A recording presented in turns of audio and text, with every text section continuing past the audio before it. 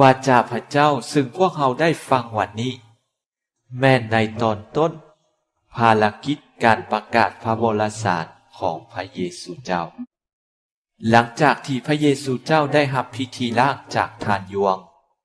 พระจิตเจ้าก็นำพาพระองค์เข้าไปในที่เดียวเป็นเวลา40 วันและได้ถูกผีชั่วร้ายมาหลอกลวงแต่พระองค์ได้ชนะผีชั่วร้ายด้วยวาจาของพระเจ้าจากนั้น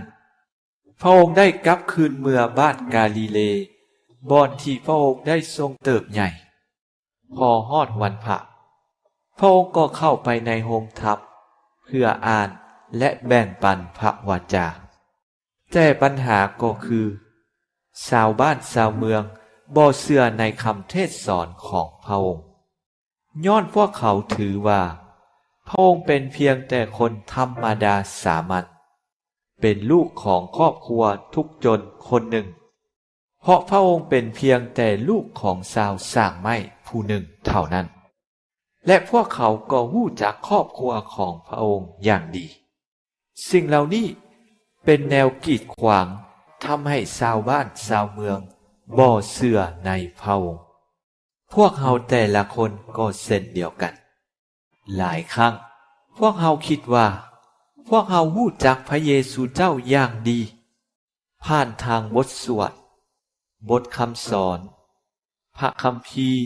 ซึ่งพวกเราได้อ่านและฟังแต่ละวันสิ่งเหล่านี้บางครั้งก็ทำให้พวกเราเกิดมีความสิ้นเคยและถือเบาไปบ่มีความกระตือรือร้นสืบต่อซอกหาพระเจ้าเพื่อรู้จักพระองค์ตื่มอีกและหลายครั้งพวกเราก็ให้ความสำคัญกับสิ่งอื่นหลายกว่าพระองค์เพราะฉะนั้นกำหนดบำเพ็ญศีลจึงเป็นโอกาสให้พวกเราได้เบิ่งคืนสิ่งเหล่านี้ในชีวิตความเชื่อของพวกเราเพื่อพวกเราจะได้พยายามดัดแปลงแก้ไขและเชื่อมั่นในพระเจ้าหลายขึ้นเพราะบ่มีไผในโลกนี้สามารถให้พวกเราความสุข